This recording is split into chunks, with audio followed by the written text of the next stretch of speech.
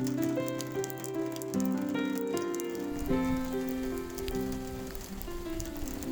morning. I'm filming this on Sunday afternoon on our way home from church. Lee said, and I had thought you might grill some chicken this evening, but if you think the weather's going to be too bad, we can do something else. I said, oh, no.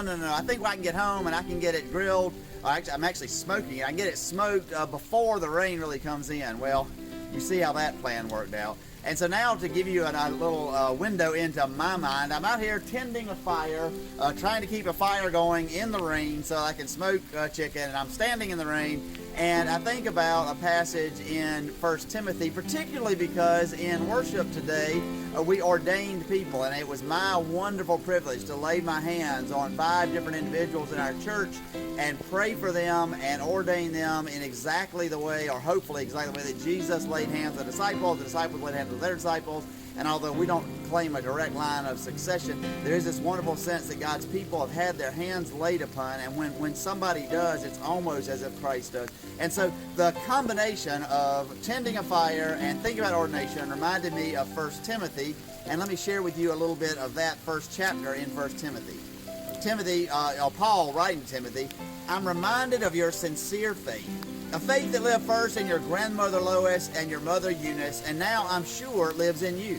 For this reason, I remind you to rekindle the gift of God that is within you through the laying on of my hands. For God did not give us a spirit of cowardice, but a spirit of power and of love and of self-discipline.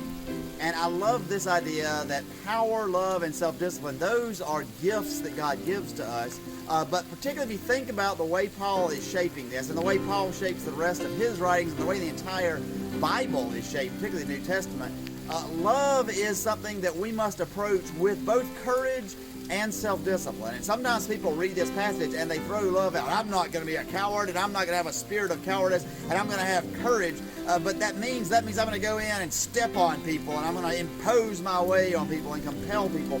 No, that's not what Paul is saying. He's saying the gift of God is the gift of love, but it takes so much courage. It's so much easier to go the way of hatred. It's so much easier to take the easy route and just write people off and not love them and not care about them. But he's saying God gives us this gift, and Paul says, remember, I laid my hands on you, and when I laid my hands on you, God gave you that gift. At some point in your life, figuratively or literally, somebody's laid their hands on you, passing the torch to you to care for God's people, to be a part of God's family. And on this day, I would remind you to rekindle your faith, keep that fire going even if it's in the rain, and recognize that even though it takes an awful lot of courage, it takes an awful lot of self-discipline to love, God gives us those gifts. And so pray for those gifts this day.